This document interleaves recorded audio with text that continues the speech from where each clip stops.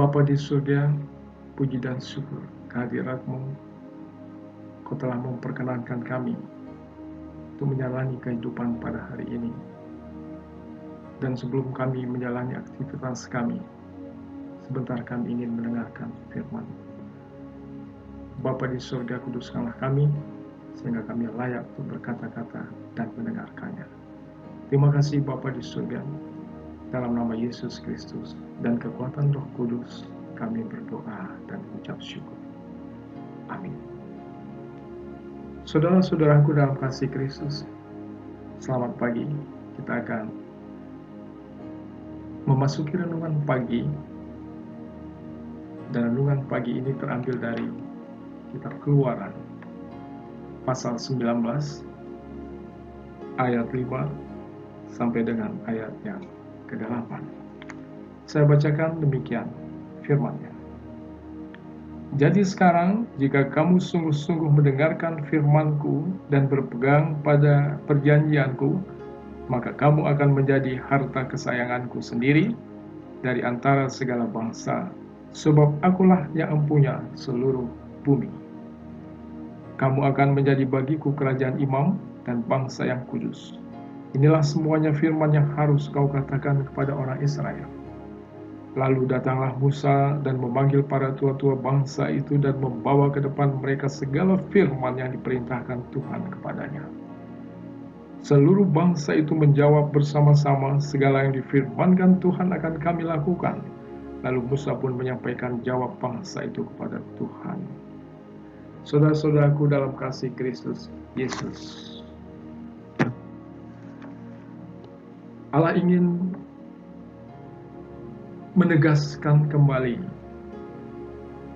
seperti dahulu kala ketika Dia berbicara kepada Abraham, bahwa Akulah yang memilih engkau dan Aku akan menjadikan engkau dan keturunanmu menjadi bangsa yang besar, dan dari engkaulah semua bangsa akan diberkati.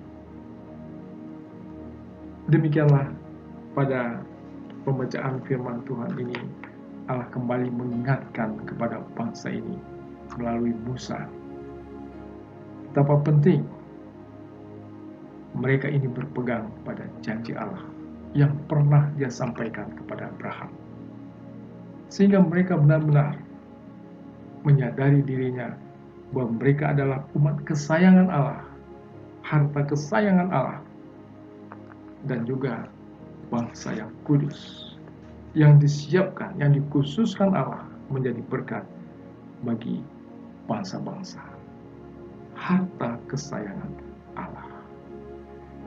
Saudara-saudaraku dalam kasih Kristus Yesus, janji Allah bukan hanya menyatakan bahwa mereka ini harta kesayangan Allah, tapi janji Allah ini termasuk juga di dalamnya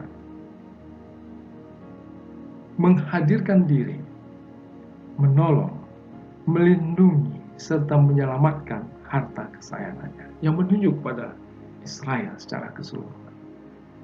Sebab tanpa pertolongan Tuhan, tanpa kehadiran Tuhan, maka mustahil mereka ini mampu menghadapi kehidupan yang begitu keras, berjalan di tengah gurun pasir yang seakan tanpa ujung dan batas, penuh dengan tantangan, penuh dengan ancaman. Namun oleh karena janji Allah, berpegang pada janji Allah yang adalah kehadiran, menolong, melindungi, serta menyelamatkan, maka bangsa ini dimampukan untuk menghadapi semua tantangan hidup yang dia hadapi di tengah-tengah gurun. Saudara-saudaraku dalam kasih Kristus Yesus, dan ini memang terbukti ketika malam Allah melindungi mereka dengan tiang api, sehingga kegelapan tidak mengalahkan mereka. ketika siang, Allah melindungi mereka dengan tiang awan, sehingga mereka tidak terpapar, tidak dikenai oleh panas teriknya matahari.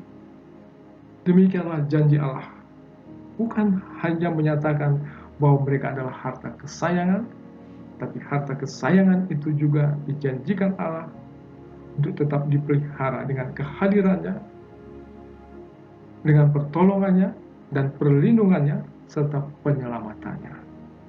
Nah, demikian saudaraku pada pagi hari ini pun dalam menjalani hari kehidupan kita pada hari ini, marilah kita juga tetap berpegang pada janji Allah, karena kita juga adalah bagian dari Israel yang baru, di mana Allah menyatakan bahwa kita adalah harta kesayangannya dan juga bangsa yang kudus, yang diperuntukkan Allah menjadi berkat bagi bangsa-bangsa, bagi lingkungan kita, bagi keluarga kita pada hari ini.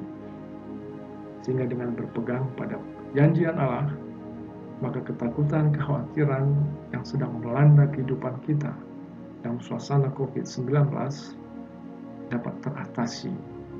Karena bagaimanapun keadaan kita percaya bahwa Allah hadir, Allah menolong, melindungi, serta menyelamatkan kita. Ubahnya seperti Kristus, sekalipun dia disalib dan mati, tapi kematian tidak bisa memisahkan dia dari kehidupan, sebab Allah membangkitkan dia dari kematian. Sekalipun Stefanus dirajam batu, tapi Allah memampukan dia untuk menanggungnya. Kemuliaan Allah terbuka, pintu surga terbuka, dan itu menjadi kekuatan baginya untuk menahan rasa sakit karena rajaman batu yang dilakukan oleh orang-orang Yahudi. Demikian pula saudaraku seperti Polikarpus, dia ditempatkan pada pilihan yang sulit, menyembah kaisar atau percaya kepada Kristus. Jika percaya kepada kaisar, dia dibebaskan. Namun jika dia percaya kepada Yesus Kristus, dia akan dibakar hidup itu. Dia akan dibunuh. Dia akan dihukum mati. Tapi dia tetap mendapatkan kekuatan karena dia berpegang pada janji Allah. Demikianlah saudaraku. Marilah kita berpegang pada janji Allah yang menyatakan bahwa kita adalah harta kesayangannya, dan juga kehadirannya, pertolongannya, perlindungannya, serta penyelamatan yang datang dari dia senantiasa serta menyertai kita dalam perjalanan hidup pada hari ini. Demikian saudaraku, renungan pagi yang bisa kita renungkan pada saat ini. Marilah kita berdoa. Puji dan syukur kehadirat-Mu Bapa di surga. Kami disadarkan bahwa kami adalah harta kesayangan-Mu yang Kau rencanakan untuk menjadi berkat bagi bangsa-bangsa, menjadi berkat bagi lingkungan kami pada hari ini, bagi bangsa kami pada hari ini. Kiranya kami boleh menjadi penghiburan dan kekuatan bagi diri kami, bagi keluarga kami, dan bagi teman sebangsa kami.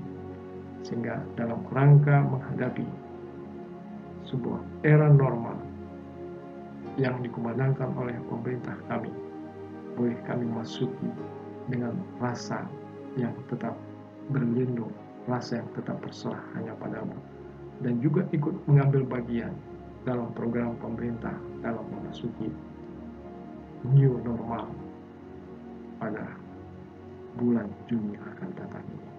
Terima kasih Bapa di surga, inilah doa syukur kami, dan serahkan hidup kami dalam bimbingan kuasa Roh yang kudus, sehingga dalam melewati hari ini kami tetap dikuatkan dan juga boleh menjadi berkat. Terima kasih Bapa di surga, dalam nama Yesus Kristus dan kekuatan Roh Kudus, kami berdoa dan mengucap syukur. Amin.